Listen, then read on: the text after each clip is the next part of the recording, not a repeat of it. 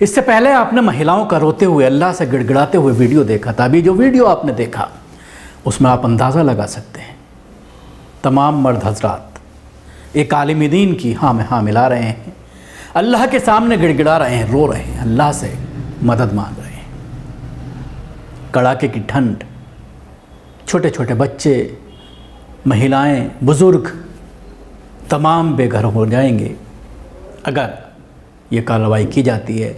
हल्द्वानी में अगर ये कार्रवाई होती है और जो कोर्ट का फैसला आया है, उत्तराखंड हाई कोर्ट का, उस पर अगर अमल दरामद होता है, जिसकी तैयारी बाकायदा कर ली गई है, तो जाहिर सी बात है ये एक बहुत बड़ा मामला होगा। और इसके बाद सवाल यही उठ रहा है कि अभी तक आपने देखा था उत्तर प्रदेश, मध्य प्रदेश, गुजरात, जहाँ जहाँ पर भारतीय जनता पार्टी की सरकारें हैं, कर्नाटक, इन जगहों पर मुसलमानों को किसी भी मामले में आरोपी बता करके उनके घरों को गिराया जा रहा था, एक एक घर का निशाना बनाया जा रहा था, जिसको लेकर सवाल किया जा रहा था कि ये राइट्स पुलिस को किसने दे दिए। मामले कोर्ट में भी पहुंचे लेकिन वहां से भी इंसाफ नहीं मिला।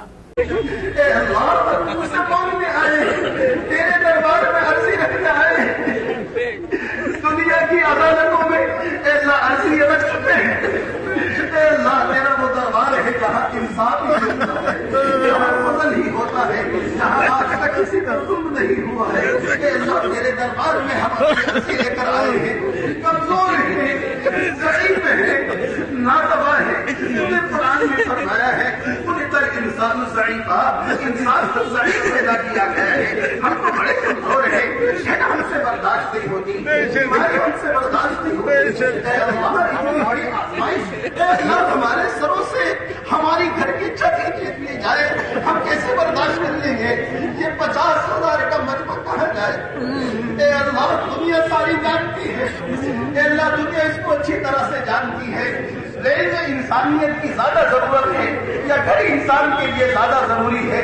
अल्लाह नरमी और मोहब्बत है सबसे में है। अब एक और नई तरह की प्लानिंग की जा रही है कि किसी भी बस्ती को आप गैर कानूनी बता दीजिए, अतिक्रमण बता दीजिए, पूरी बस्ती को कोर्ट का सहारा लेकर के बिल्डोजर लेकर पहुंचिए और उसको गिरा दीजिए। एक साथ 20-25 हज़ार लोग बेघर हो जाएंगे, रोड पर आ जाएंगे, अपनी ज़िंदगी चलाने में लग जाएंगे, किसी तरह से रोजी रोटी में लगेंगे, उन्हें कुछ और सोचने का मौका मिलेगा ही नहीं। इसी में फंसा कर रखिए। और इसको एक्सपेरिमेंट के तौर पर आप ये कह सकते हैं कि हल्द्वानी से इसकी शुरुआत हो रही। और ये डर मुस्लिम बुद्धिजीवी जता रहे हैं ख़ास तौर से कि ये एक बड़ी साजिश, एक बड़ी योजना है, एक बड़ी प्लानिंग है मुसलमानों के खिलाफ। जैसे CAA NRC के वक्त मुसलमान इकट्ठा हुए थे, पूरे देश के मुसलमान इस मुद्दे पर इकट्ठा हुए, आवाज़ निकाली, आवाज़ उठाई, पूरी दुनिया तक पहुंची।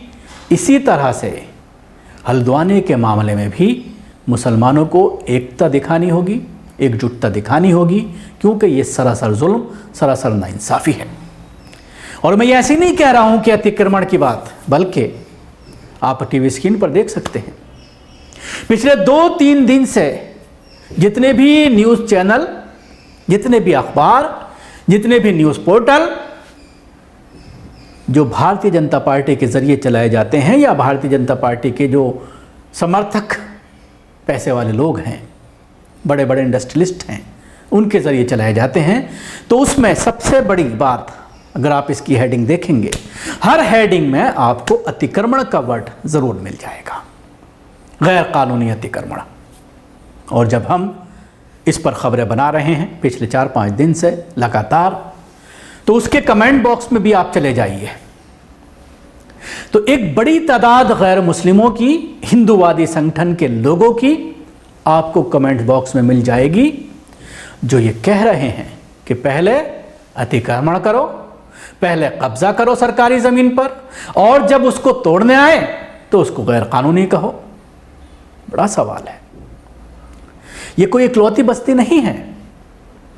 छोड़ दीजिए आप उत्तर प्रदेश की बात, छोड़ दीजिए आप मध्य प्रदेश की बात, उत्तराखंड की बात, देश की राजधानी और राजधानी से जुड़े हुए हजारों जगह ऐसी हैं जिनको अगर आप कहें तो मैं बाकायदा उनको शूट करके आपको दिखा सकता हूं। सरकारी ज़मीनों पर रेलवे के दोनों साइड बड़ी बड़ी बस्तियां बसी हुई हैं जो गैर कानूनी तरीक़े से बनाई गई हैं। ना उनकी कोई रजिस्ट्री है, ना उनका कोई पेपर है, ना उनके नक्शे पास हैं, लेकिन अब वो बड़ी बड़ी कॉलोनियों की शक्ल ले गई हैं। दिल्ली में डीडीए होता है, दिल्ली के आसपास के इलाके में नोएडा अथॉरिटी हो, या हरियाणा में गुड़गांव अथॉरिटी हो, फरीदाबाद डेवलपमेंट अथॉरिटी हो, या फिर गाज़ियाबाद अथॉरिटी हो, ग्रेटर नोएडा अथॉरिटी हो, इन तमाम जगहों पर इस तरह की सैकड़ों कॉलोनियाँ जो मुस्लिम बहुल इलाक़ों में बसी हुई हैं, उनकी बाकायदा अगर वीडियोग्राफी की जाए, जा कर के वहाँ देखा जाए, लोगों से सबूत मांगे जाएं, तो ऐसी दर्जनों नहीं हज़ारों बस्तियाँ आपको मिल जाएंगी। जाहिर सी बात है, अक्सर इस तरह की बातें दिल्ली में भी आती थी, कांग्रेस के टाइम में भी। जब दिल्ली में मुख्यमंत्री हुआ करती थी शीला दीक्षित, उस वक्त भी जब हम रिपोर्टिंग करते थे तो अक्सर इस तरह की चीज़ें आती थी कि वहाँ पर आज फलां इलाके में बिल्डोज़र पहुँचने वाला है और वहाँ पर डेमोलिशन की कार्रवाई होगी, लेकिन लोग अपनी आवाज़ उठाते थे, पॉलिटिकल प्रेशर बनता था और उसके बाद उस पर रोक लग जाती थी। और ऐसा अब भी होता है, ऐसा नहीं है कि कांग्रेस के टाइम में ही होता था, बल्कि दर्जनों मिसालें आपको मिल जाएंगी जहाँ पर सरकार के ज़रिए डेमोलिशन की कार्रवाई को रोका गया है क्योंकि वो आबादी हिंदू बहुल इलाके है, पॉलिटिकल प्रेशर काम आया है। लेकिन इस मामले में बीजेपी की सरकार है, जिस तरह से हल्द्वानी में, उत्तराखंड में, और एक मिसाल पेश करने की कोशिश की जा रही है भारतीय जनता पार्टी के ज़रिए कि अभी तक तो तुम एक एक करके तुम्हारे मकान तोड़े जा रहे थे, अब तुम्हारी बस्तियों को तोड़ा जाएगा, कर लो तुम्हें जो करना है। और कोर्ट भी हमारे साथ है, बाकायदा उत्तराखंड हाई कोर्ट का ऑर्डर आया है।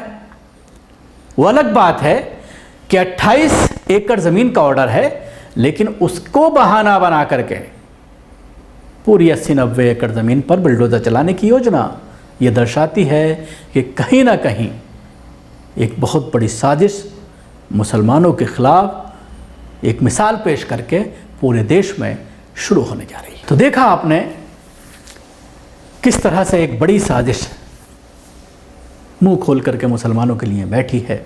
अब इसमें बुद्धिजीवियों के ज़रिए, उलमा इकराम के ज़रिए यही कहा जा रहा है कि सब्र का साथ दें, अल्लाह से दुआ मांगें, अल्लाह के सामने गिड़गिड़ाएं, लेकिन इसके साथ ही एकजुट भी रहें, एकता भी दिखाएं।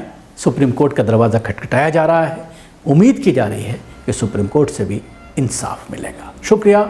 आपको हमारी कोशिश कैसी लगी ज़रूर बताएं। हमारे यूट्यूब चैनल को सब्सक्राइब करना ना भूलें, इसके साथ ही बेल आइकन ज़रूर दबाएं। अगर आप ये वीडियो फेसबुक पर देख रहे हैं तो पेज को लाइक करें, उसके साथ ही फॉलो भी करें। धन्यवाद।